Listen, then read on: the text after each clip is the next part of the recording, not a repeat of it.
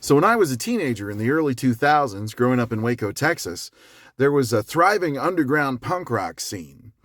And we would all get together and we would spend our weekends down at this old abandoned theater that had once been used to show adult films.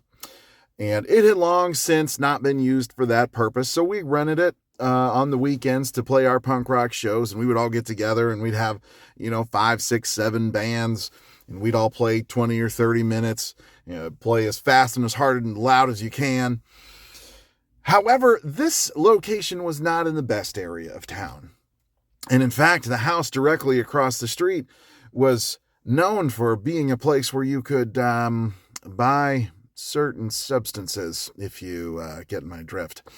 So one particular day, we're playing a show, and someone comes running in, and they say, the cops are outside. They're busting up that house across the street. And so, of course, what do we got to do? So we all put down our gear and we go outside. So there's like maybe 50 teenage kids, all dressed in black head to toe, hair dyed black, black eyeliner, black nail polish, everything that we were into back in those days.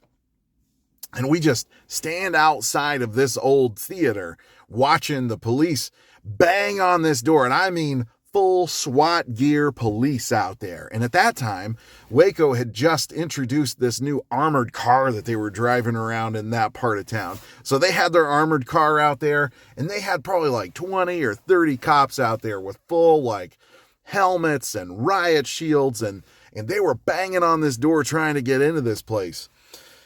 And I swear, they banged on it and they yelled and they shouted for probably like 20 minutes. And no one would come to the door, and we were all confused. What's happening? Why aren't they just busting in?